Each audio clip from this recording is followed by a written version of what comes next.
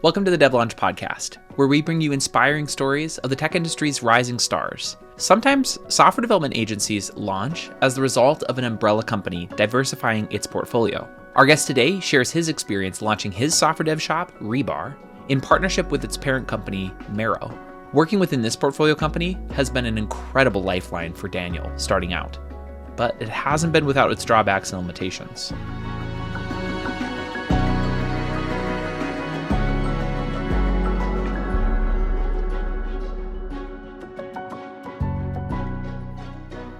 Well, awesome, Daniel. Thank you so much for hopping on the show. Yeah. In our little brief time talking together, I just very much enjoyed learning a little bit about you. But I'd love for our listeners to hear a little bit about your story because it's a unique one. Yeah. As a developer, you've had a lot of really great experiences in your professional career. So would you mind telling us a little bit about what that progression for you looked like in corporate America and how you ultimately have arrived now in the position that you're in leading Rebar? Yeah.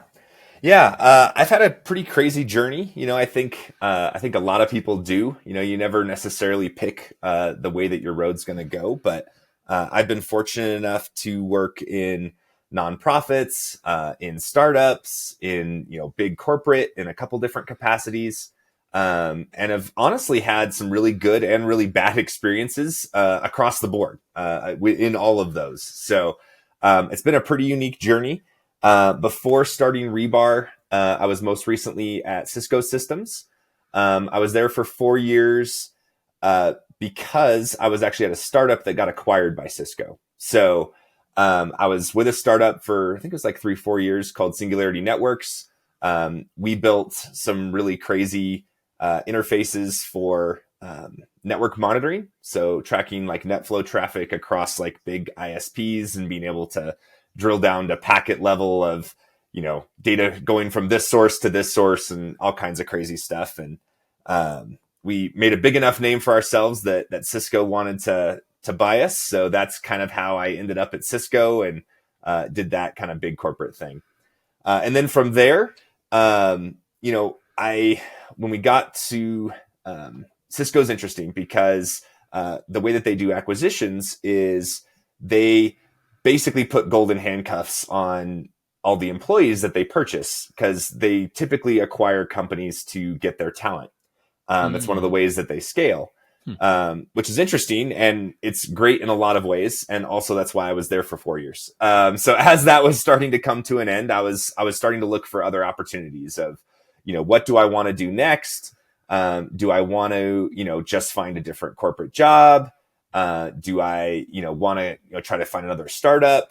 How do I want to kind of move forward? And in that process, I was having a random get together with a friend, and he was like, "Hey, you're a developer, right?" And I was like, "Yeah."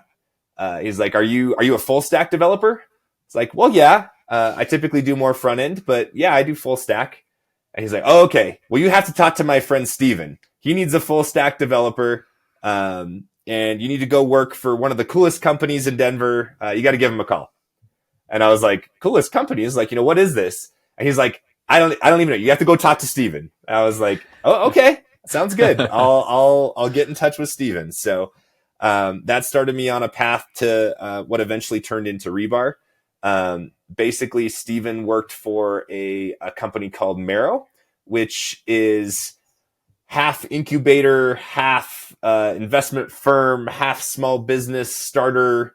It's kind of falls in a bunch of weird categories, but essentially, they start and acquire small businesses, and they were looking to start a dev shop, and we're looking for somebody to come in and basically run it from the technical side. So it was kind of pitched, at the beginning of, "Hey, we will help you with all of the, kind of business side, resources, that kind of stuff.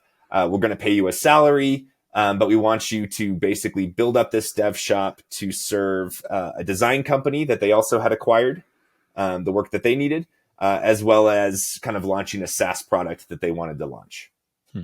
So like when you guys first started interacting with each other, it wasn't necessarily that they were like, "Hey, we want you to, run everything. It was very specifically like, we want you to help us specifically on the technical side of this business. We'll take care of the businessy side for you. Is that right?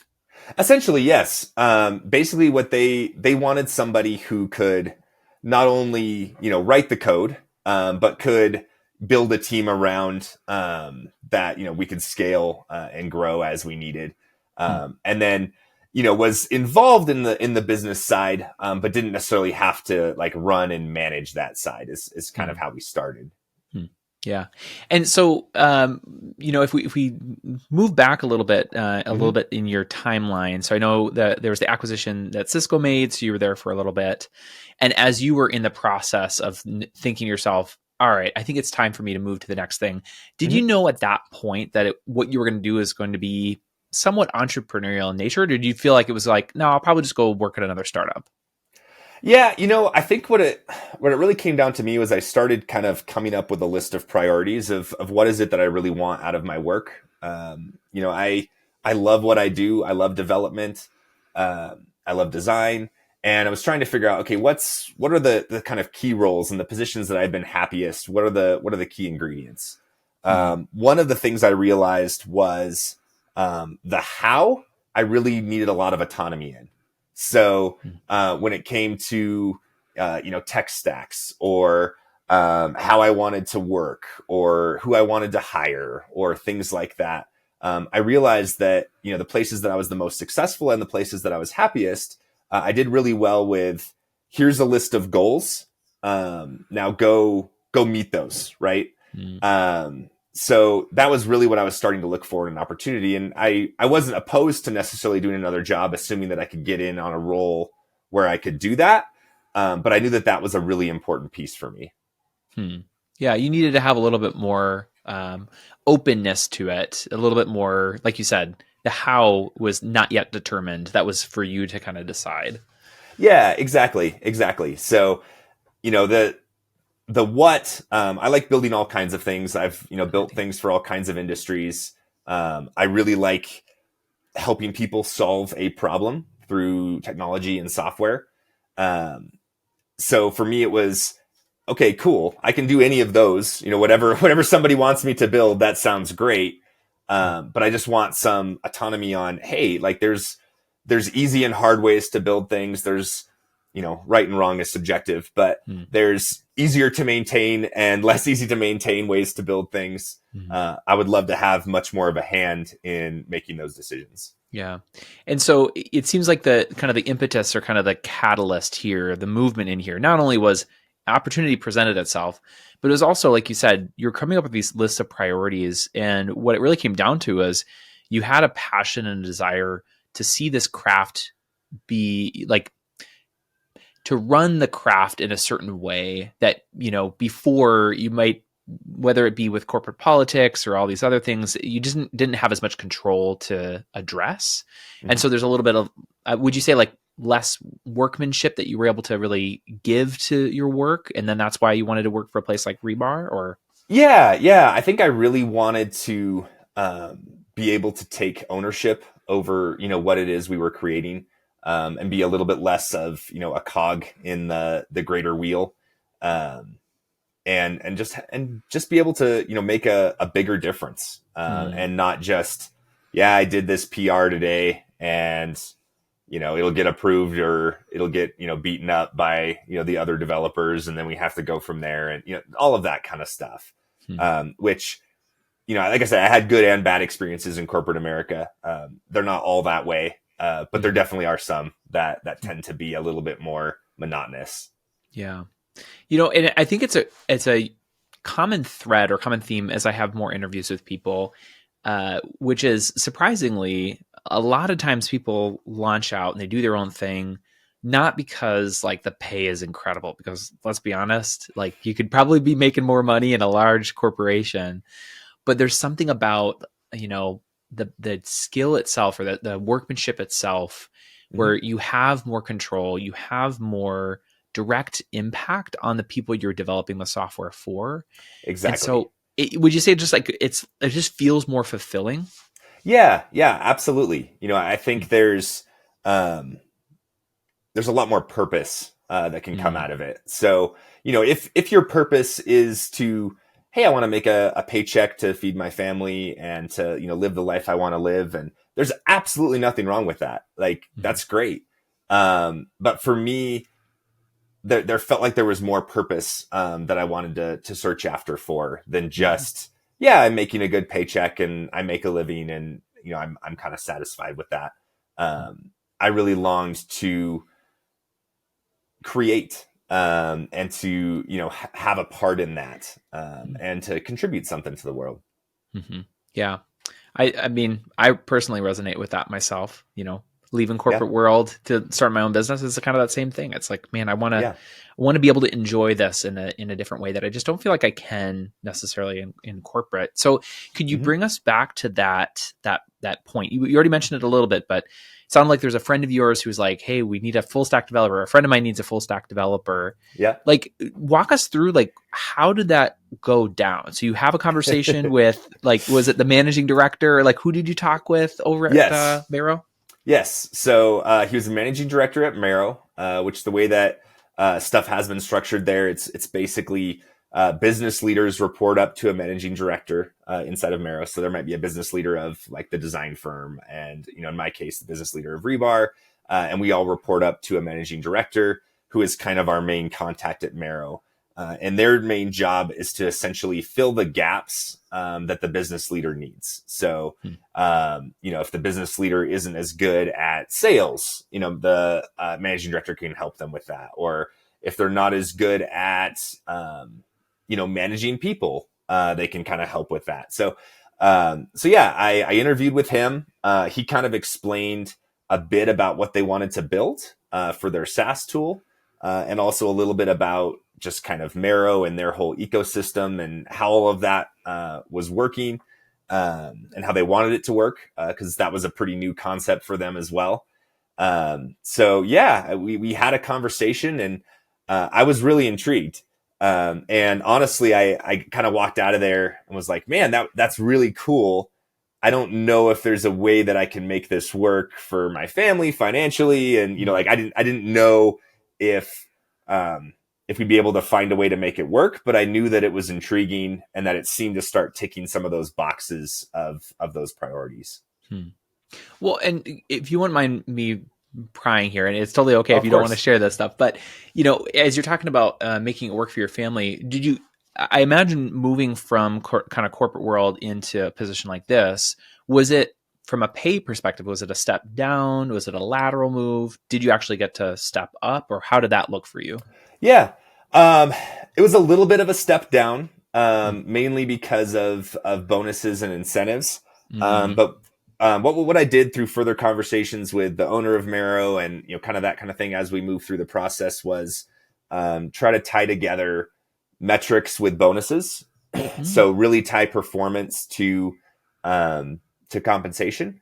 And that would allow for, him to have a little bit less risk of, hey, if the company starts making lots of money, great, I get compensated more. If it doesn't, he's not out, all of that. So, we kind of worked together to figure out just a balance of what would kind of work with both him and my family. And that kind of got us to a place to where it made sense. Sure. Yeah. So you didn't necessarily need to look at another thing. This could actually fulfill that desire. So you mentioned it a little bit, but could you remind us what that initial strategy was? Like, Marrow is this kind of incubator program essentially, and they wanted to start up Rebar. Why did they want to start up Rebar? Yeah. There was two primary reasons. So the first reason was they had recently acquired a design studio that does great branding work. They do digital design, and they were basically farming out all of their web development to third parties. So they were paying, a pretty large sum of money every year to get websites built. And, Matt, being the serial entrepreneur that he is at Marrow, was, hey, like, rather than paying all of these other companies to do this work, why don't we pay somebody internally?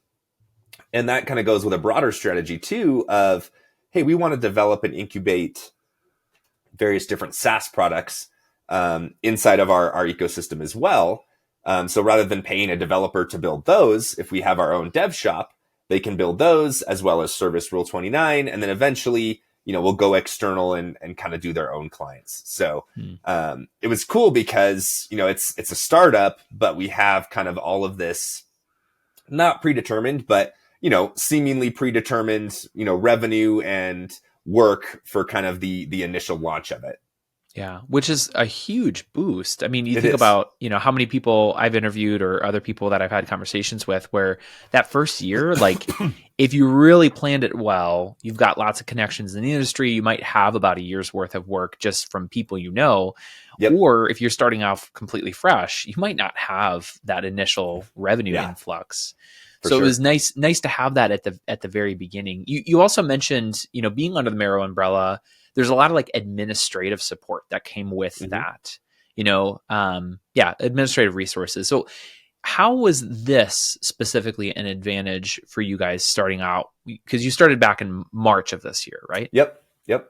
So talk to us about like how you saw this as an advantage. Like what kind of admin support had you had while growing Rebar these last few months?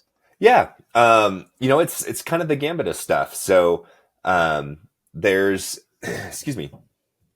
there's an accounting firm that they run.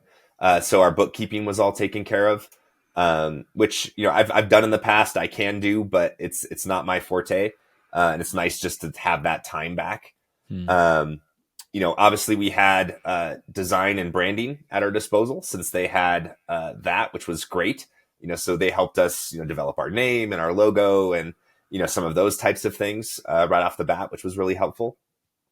And then, there was some more, kind of intangible support too with just my managing director, having a person to bounce stuff off of, figure out the strategy with, come to with, problems and questions and, hey, how do you think I should close this client? And, almost a consultant, if you will, like kind of at my disposal was super helpful. They have a recruiting company. So, as we were trying to scale up and gain staff, that was helpful. One of our developers actually came from a contact over there. So yeah, it was kind of just a bunch of things that really helped kind of jumpstart what we were doing. That is amazing. I mean, yeah, it was super cool. You list like probably 4 or 5 different things that are genuine like pain points when you first starting off. And here you were able to just kind of glide right in, get things running and be able to really focus on the thing that you really found a lot of enjoyment out of, which is like the day-to-day, like actually building the thing or at least overseeing the team. Right. Yeah, exactly. And, it's been a bit of both for me. I've done a fair bit of development and I've done a fair bit of, building and managing a team. That's awesome. Yeah. So you talked about like the managing director, like the relationship you have with managing directors. It's almost like having a consultant. Would you mind telling us like, what was it like? Because I think this is an experience a lot of people in corporate America who are eyeing towards leaving and starting their own thing. They don't necessarily have this experience or get to have this experience. So would you mind like demystifying for us, if you will, what it's like to have strategic support? What is it like to have that consulting? Like, what did that look like for you? Yeah. For me, it's been really helpful. I'm a verbal processor. If you haven't gathered that by now, I tend to ramble and like to talk things through.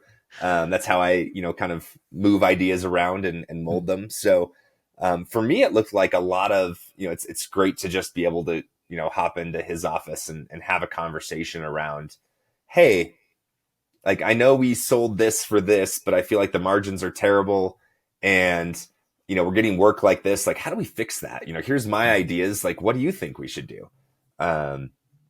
Just having somebody to be a sounding board and bounce ideas off of.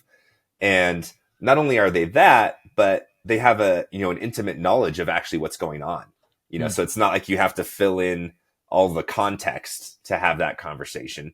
Like you would with, an external consultant or, even your spouse or, things like that. It's okay. They know, like, they're in QuickBooks, they're in all of these things. They know what's going on. They know what the pain points are, and are feeling it with you. It's kind of that I'm not alone piece. Hmm.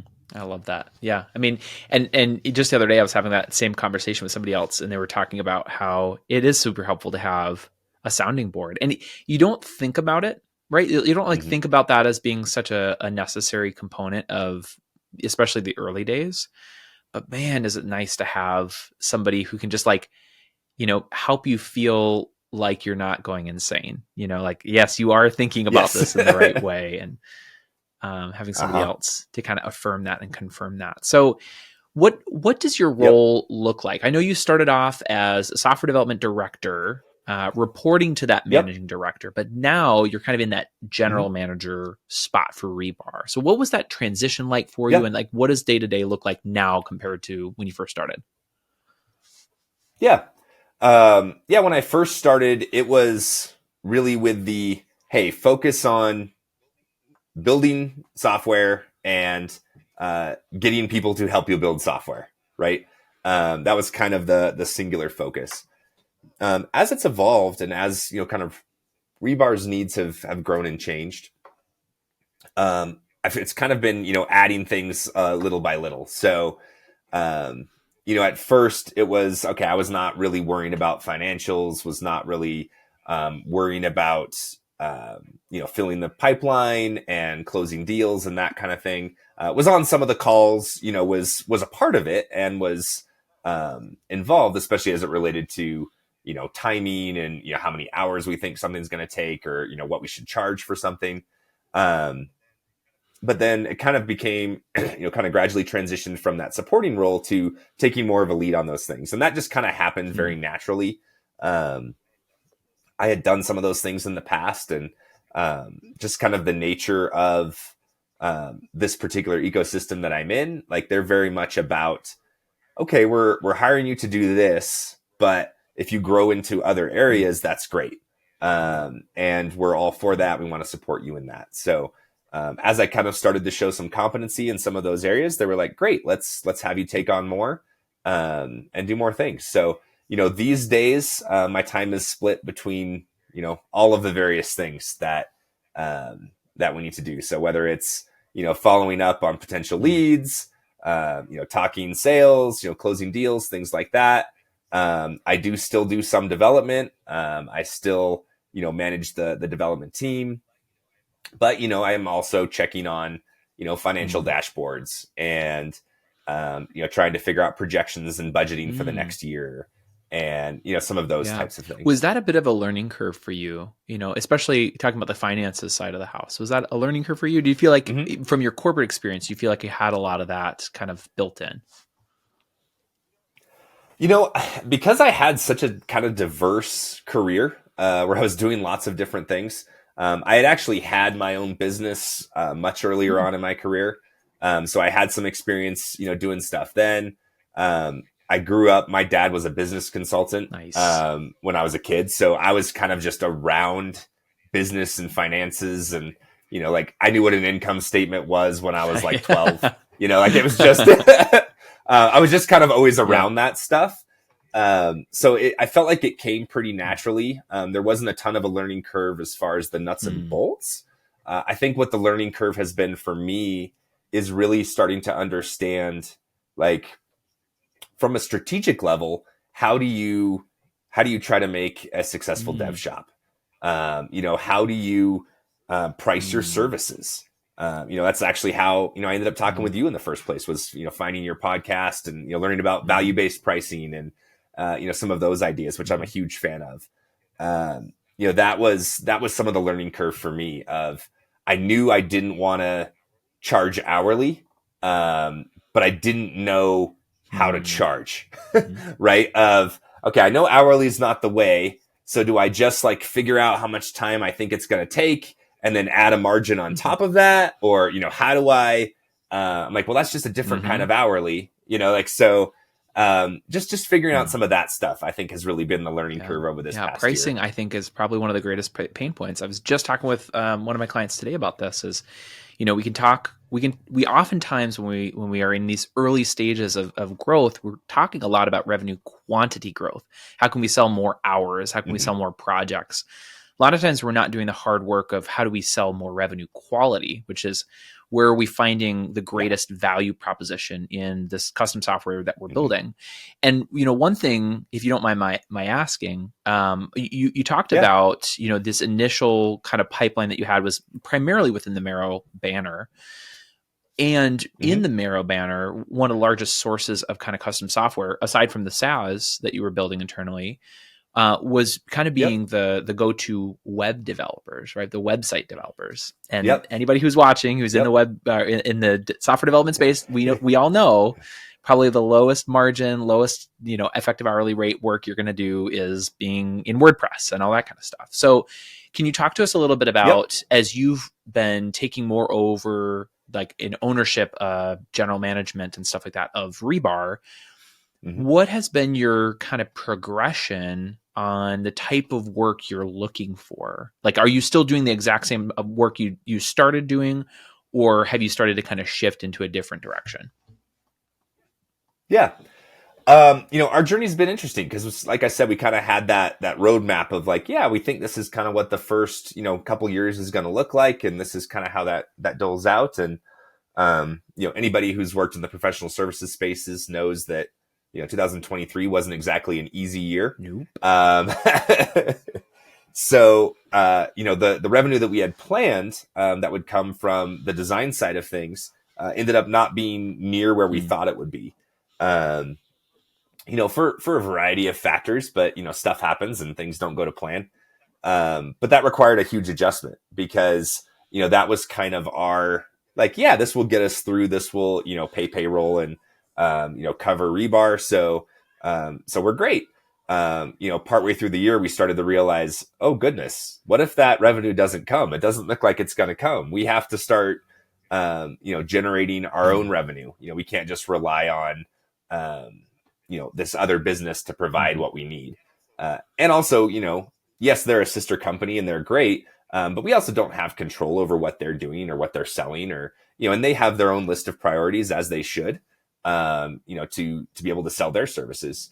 So that really kind of prompted us to, okay, cool. We need to start pounding the pavement and figuring out what can we offer.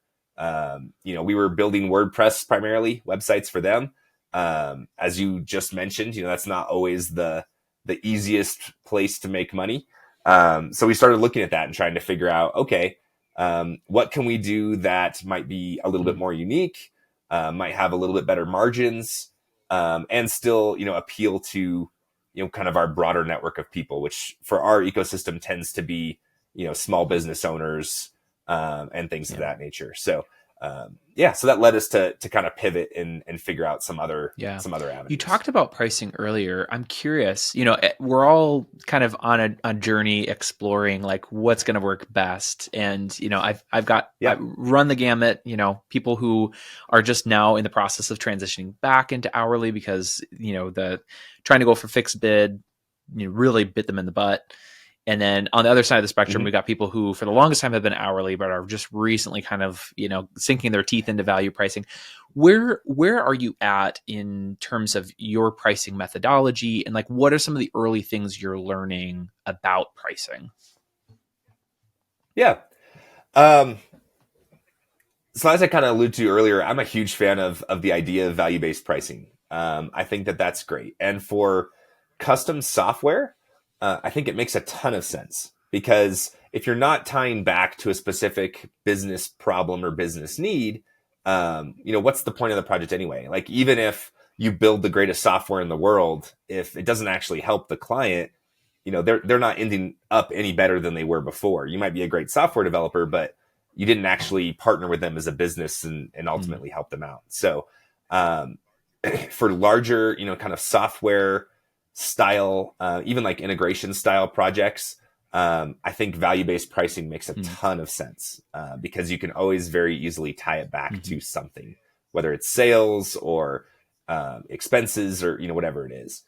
That gets a little harder when you start talking websites or other kind of smaller projects, right? Because how do you directly tie, revenue to a small business who maybe they're a construction company and they need a new website. They know they need a website, right? Like that's kind of a rite of passage these days. Like, okay, we have to have something that looks professional, gives us people contact info, whatever, right? That's great. There's nothing that you can directly tie of like, oh, that's bringing us in X amount of dollars. It's not an e-commerce site. It's not a, thing like that. So how do we price something along those lines? And that gets a lot harder. And we're still trying to figure that one out. That one I think is a bit more market driven. There's kind of what will people pay for, a given result? And what is a given result worth? Do you want cool transitions and animations on your site, or could you care less about that? Like there's people on the gambit in that, and there should be, right? Like sometimes that will make a difference on people's perception of that company. Sometimes it probably won't, it really depends on your industry, depends on, your user base, all of that kind of stuff. So we've been trying to go and figure out and get really tailored down to, we know what specific components take to build. And not only do we know what specific components take to build, we're starting to build a library of those components for different stacks. So we can start to go, okay, this is what those are worth, or these are what those are cost, right? They cost us X to build. They'll cost us X to modify. So that's our baseline. We have to make at least that. Okay, if we figure that out and figure out what's our like rock bottom price, are we in the market or aren't we? If we're not in the market, okay, we got to change something about how our process is working.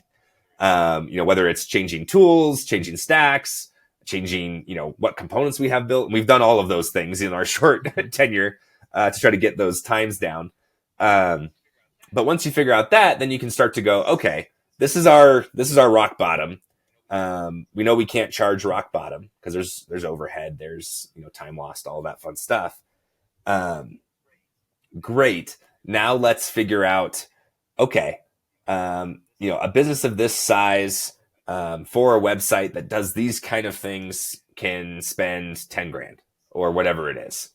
Okay, cool. What can we build them for 10 grand that's going to be really great for that business? Okay, cool. We have kind of this library of components and we kind of just do this. Okay, what's a person's budget? What's their desired outcome from their website? Is it a business card website that looks really professional? Great. We can do that in Squarespace or Framer or, something really easy, and we can bring that budget down and the time frame down. Is it a, full-fledged CMS with, logins and paywalls and things like that? Okay. We're going to need to, go into something a little bit more complex, like a story block. We know that those types of components take us this much time. So now, our project's going to run X.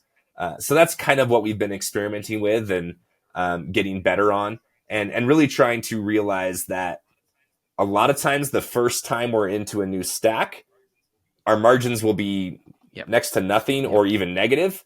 But if we can get more of that same type of business, our margins will start to go way better because it's going to take us a lot less time to modify that code than it did for us to generate it in the first place. That's awesome. Yeah, man, you touched on so many really good things. I want to highlight a few of them that you said that I think was spot on. One of which you just recently said, which is the newness of a language or newness of a tech stack is always going to correlate with poorer margins because you have to accommodate for the learning curve that comes with it. There's a couple other things you said. I'm gonna look back on our episode and be like, oh, that's right. There's this, that, and the other. But something that I'm really glad you brought up is talking about tech stack, because I think this is something, our audience is very niched in, the software development world, and primarily in the software development agency space. And I'd love to get your take on, what were some of the tech stacks, what was the tech stack, I guess, that you guys started with, and talk to us about the transition and the journey and like the why behind why you're maybe trying to shy away from a certain tech stack and why you're trying to move towards maybe certain languages, frameworks, and that kind of stuff right now. Sure. Well, there's two sides to it because there's, bigger SaaS tools, and then there's websites. And I view those as separate but similar. I'm a huge fan of having as few stacks and few tools as possible, because it does just get more complicated the more things you have, and even switching from one project to another. If you're going from, I'm working on a WordPress website to a Storyblock website to a Shopify website, like they're all different. They're all HTML and CSS at the end of the day, but how you get there is quite a bit different. So to start off, Rule 29 had traditionally done pretty much exclusively WordPress websites. So we knew we needed to fulfill that, because that was the expectation. That's what they had set up with their clients, all of that kind of stuff. So we kind of started there on the web space. Concurrently, we had to build a SaaS product. We knew we weren't going to build that on WordPress. And we kind of looked, I had a lot of experience with React, with Vue. And after looking around a bunch, and I really loved Vue. There are pieces of React that I like. But after kind of looking around, I was really impressed with what SvelteKit actually provided. So it's much less known than kind of the big three of Angular, React, Vue, but it was super quick, super easy to understand, and kind of after going through one tutorial, just kind of understood how they did things, and provided some of the benefits of server-side rendering as well as client-side rendering, and being able to very easily switch back and forth, which also made me realize, like, hey, this might be something that we actually could use for websites as well in the future. So when I was first starting out, I was thinking, hey, what's something we could potentially build the SaaS tool in, and then maybe hook up to a headless CMS down the line, to basically have one tech stack for everything. Was kind of how I was thinking about it as we were starting off. So we built the SaaS product in SvelteKit for the front end, and then we ended up using Supabase for the back end. We went through an iteration, like we were writing our own APIs in Python and doing that, and then we realized it was a pretty simple product that didn't need a ton of bells and whistles, and Supabase was just wicked easy. So we ended up doing that for the database side, because it's just essentially a wrapper around Postgres that made it really easy to understand and use. So that worked out great for our SaaS tech stack. And then for WordPress, we were trying to figure out, like, what do we want to do? There's the WordPress ecosystem is very, very saturated, to say the least. And there is some great stuff and there is some horrible stuff. And trying to decipher and weed your way through can be a bit of a jungle. So we knew we had to do that.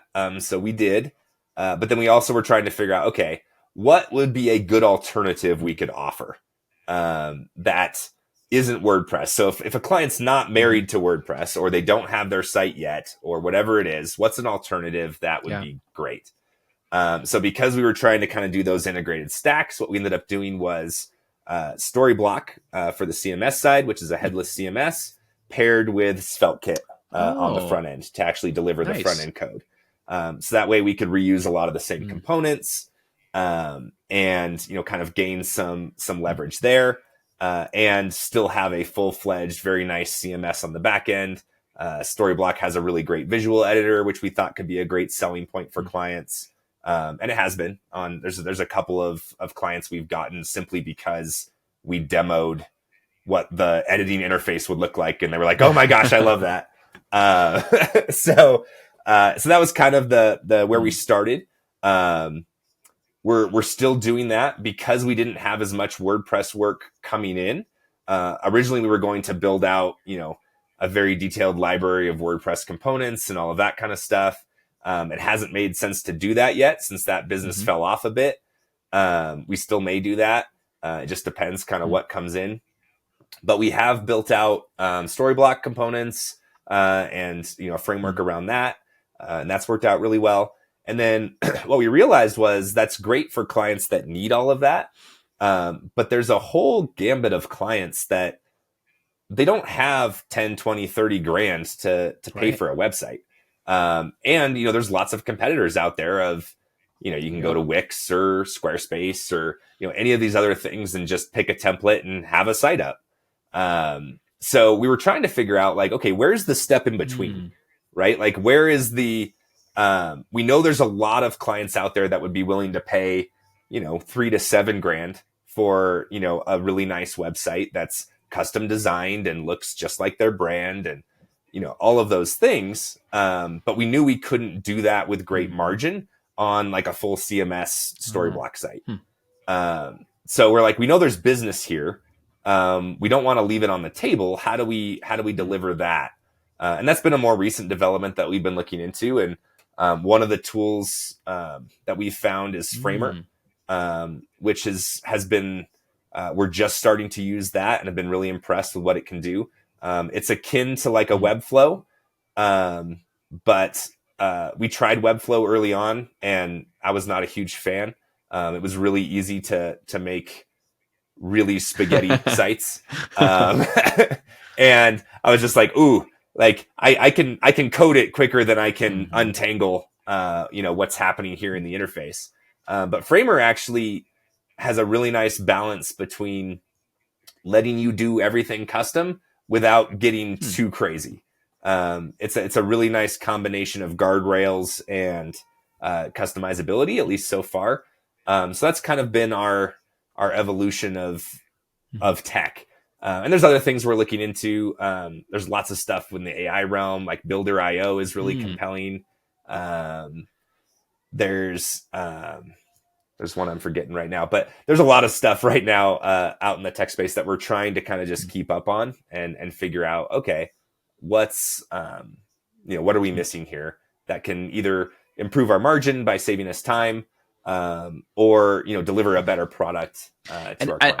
I love hearing about this because I think for our listeners, in many ways, the maturity of your organization I think is quite a bit accelerated, and I think a lot of that you'd probably even attribute it to the umbrella of having Marrow kind of supporting you guys, and just like the depth of thought that you guys have on like even thinking about strategically choosing your tech stack in a way that's going to optimize for your gross margins. Like in some ways I feel like that's like a year 2 and year 3 thing to talk about. So to see that you guys are talking about that in year 1, I think is really is a testament to how powerful it is to have the strategy that Marrow is choosing. Would you mind sharing a little bit about the your team? Like how big of a team do you have? Yeah. We're small. So, as it stands right now, it's me and then it's 2 other developers. One tends to focus more on backend database integrations, that kind of stuff. And one is a true front-end dev. So that's currently the makeup of our team. That's pretty much been the makeup of our team since day one. If we didn't have the design agency as a partner, I would definitely say we would need a designer. Because I'm a huge fan of you got to have both to make a product. One without the other is useless. If it's pretty but doesn't function, it doesn't mean anything. If it functions but you can't use it, then that's also useless, right?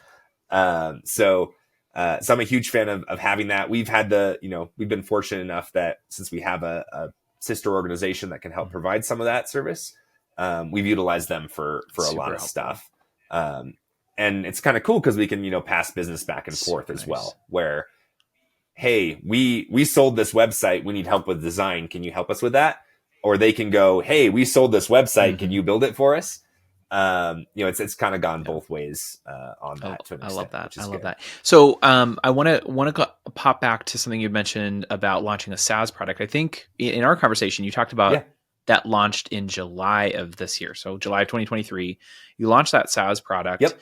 Can you tell us a little bit? I know it was like a recruiting type of application, but it was built for one of the other Marrow companies. What was the development for that like for you guys? Yeah, it was super fun. It was a very short development time frame. It was basically 2 out of the 3 of us were working on that for about 3 months. With other stuff mixed in. Still doing websites and still doing stuff, but like that kind of being our primary focus. And it was super fun to build. Like I said, the tech stack was really fun and really easy to make happen. We got some great designs from our design agency that went along with it. The Marrow company that we were working with, Infolk, they had done a bunch of really good like data research, so they knew what kind of questions they wanted to ask. You alluded it's a recruiting based app, so basically it's to see if potential candidates for a job position that you have open would match your culture. So you take an org assessment of your organization, you get a baseline of, hey, here's where we fall on, you know, kind of all of these different tensions across this kind of 4-dimension framework. Great. Where do candidates fall in here? And how can we compare and go, oh yeah, this person, might, bring in a lot of authority into our organization, which is great. But we're a really vulnerable, like we tend to be a really vulnerable, culture. Is that going to be a good or a bad thing, right? It could be a good thing if it helps pull us more towards authority. Or it could be a clashing thing because, hey, we tend to be, a much more vulnerable culture and this person's not going to, fit very well. So it's a tool to help figure that out. It's, you fill out questionnaires and you pop it in and it gives graphs and scores for all of these different things. And one of the unique things that we did as we kind of got towards the last month of development was we realized, hey, not only do we want to show numbers, we want to show like summaries, right? Of like, where does this candidate fall and how does this work? And because of the boom of AI, we knew we wanted to do something with that. So we're like, all right, let's jump in. So we started integrating with AI and basically sent in like, hey, this is our framework and these are our parameters. And then here's the scores that we're getting back from this particular candidate. Can you write summaries for these different things? So then AI would generate those and we'd display them in the UI. And there was some complications with that and a lot of trial and error of, okay, like what's it going to spit back?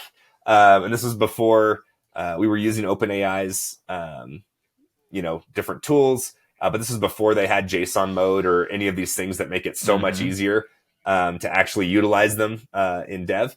So we had to do lots of crazy tricks and things to get it to work right. But it ended up saving us a ton of time because we didn't have to kind of do the whole decision tree of, if their score is between this and this, show this paragraph. If it's between this and this, show this paragraph. You just think about the maintenance that goes into having like that old way of trying to build it versus just being able to plug in this generative AI response. That's so cool. And it's such a practical and tangible example of how you can incorporate AI into the custom builds that you guys are working on. Yeah. And I really think like that's where things are going. Is traditional programming is never going to go away. AI is not going to go away, but there's this marriage between the two that can be really beneficial. There are things that, traditional data schemas are way better at doing than an AI is going to be at doing. And there are things that are way easier to do in AI than you're ever going to be able to do, kind of using traditional programming practices. So I'm a huge fan of figuring out how to marry those two, how to keep things very, very modular. So that way you can easily pivot between AI providers. Things like that is increasingly important. I'm glad that you're talking about this because this is just my hot take and I might be biased, but I think software development agencies are going to be the future in a lot of ways. They're future of the tech industry. I know that sounds, it sounds like I'm speaking nonsense or I'm speaking in an antiquated way, but the way that I look at it is I'm like, you guys, when you're building these applications, you are the ones on the ground level finding unique use cases for each person, for each company to incorporate AI to make things more efficient and more effective. And don't get me wrong, like, yes, all these major SaaS providers, for sure, they're spending a ton of money in R&D to incorporate that into their own products. But I think what's going to happen more and more is like the cost of developing applications is going to decrease.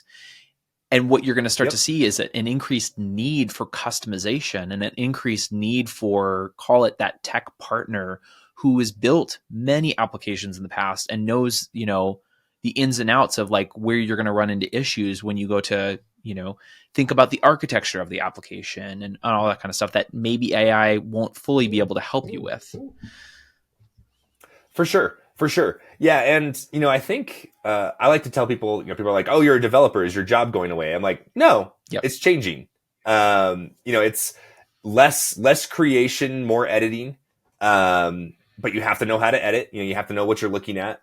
And to your point of architecture and figuring out almost that technology consulting role of figuring out, okay, client has XYZ sales process. They pay 10 people to do this. It generates this kind of revenue. How can we make that more efficient? How can we, make it so they can sell twice as much? Or how do we use half as many people? Or, whatever it is, whatever kind of side of the equation they're trying to fix, how can we use all of these different technologies together to actually solve that problem? And I think there's a huge value there and that's where value pricing can come in too, right? Of like, it's very easy at that point to say, sweet, we're going to make you X amount of dollars. This is a no brainer. Like pay us to do this.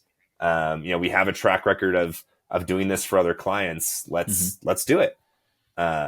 So yeah, I think there's a huge opportunity there, and that's part of kind of where we're doubling down and seeing a lot of growth in is kind of these digital solutions to business problems. I love it. Yeah. I'm putting my eggs in this basket. I really do think software dev agency is, I think it's the way that we're going to incorporate all these new and emerging technologies. So I think that's great. You're talking about, somewhat of a pivot point that's happening. I think you mentioned August or September, as things started to trail off with the other design shop.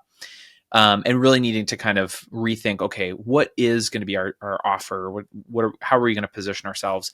Would you mind sharing, at least right now, where are you guys trying to target some of that new project revenue? Like what are the industries you're trying to target? What kind of applications or type of work are you hoping to work towards? Yeah.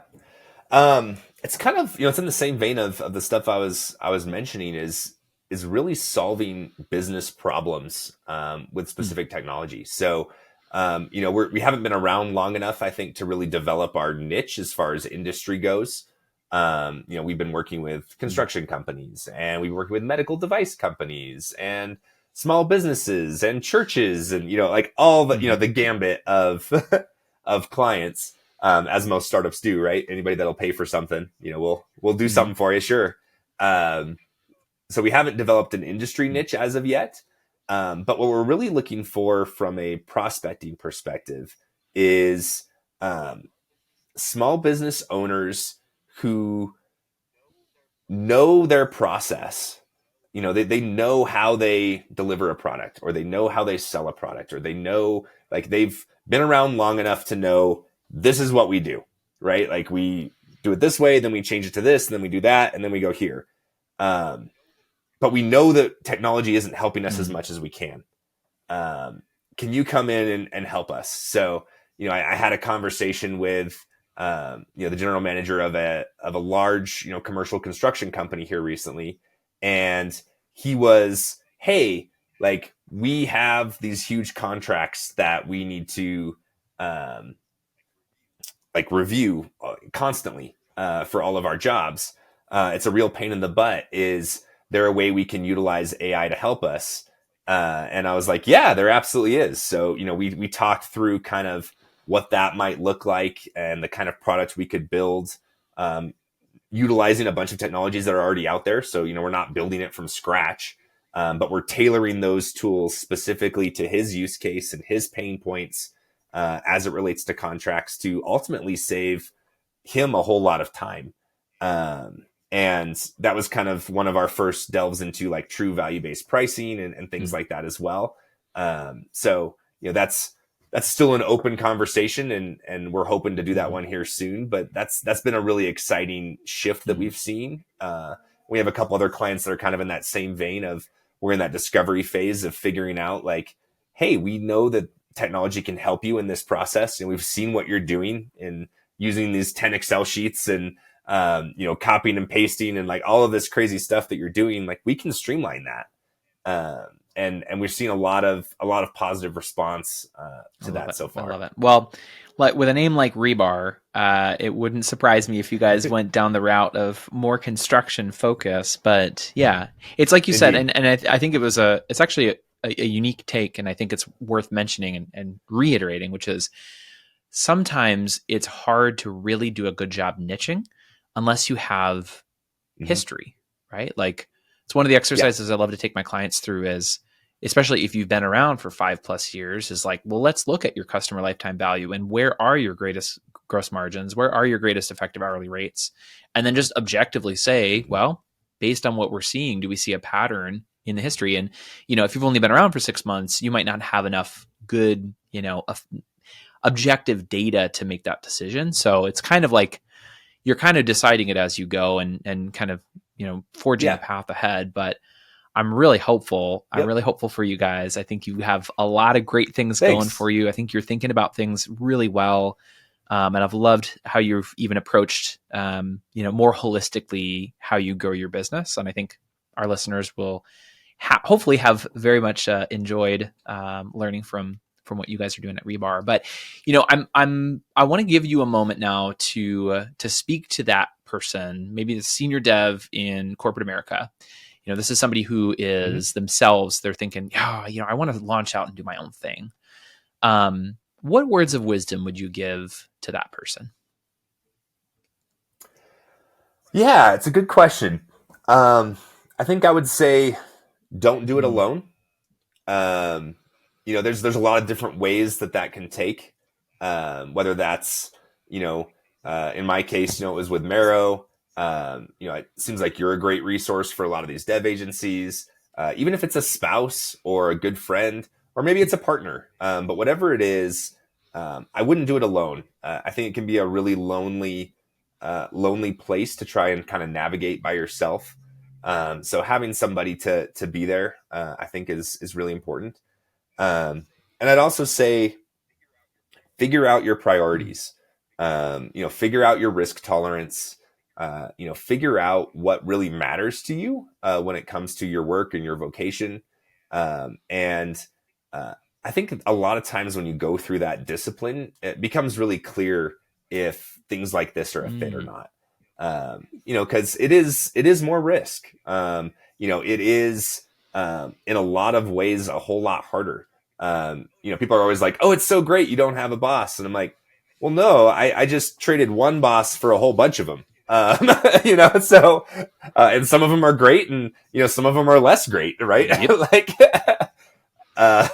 So I think that's the advice I would give is don't do it alone, and make sure that you've gone through the discipline of figuring out what are your actual values and priorities as it relates to work, and does that match up with doing the entrepreneurial thing? Well, and I think your own story is a great example, and I think it really is a very common thread amongst some of the most successful dev agencies that I've talked to, which is the primary driver in running a dev agency. It's not the claim to fame. It's not the I'm making crap ton of money. Yeah. It's none of that stuff. It really comes down to this love and passion for the workmanship, and to some extent being able to move one step away from corporate politics, where you can really just focus on delivering true value and making a very real impact in people's lives. Yeah. That's so absolutely. Good. Okay. Well, Daniel, I'm going to guess that because, as people have listened to this episode, they're thinking to themselves, wow, I have a lot more questions for Daniel. Is there any good place that people could reach out to you or maybe follow you on socials? Where are you at? Yeah. I'm a little bit of everywhere. So easiest place to probably get a hold of me is LinkedIn. Daniel Nice, you can find me there. My name's relatively unique, so that tends to make me a little easier to find, which is great. You can also head to rebar.is. That's our website that has the links to those places and that kind of stuff as well. So either of those places would be great to find me out. So. Daniel, well, you have certainly lived up to your name and more. as a Daniel. No, as a Daniel Nice.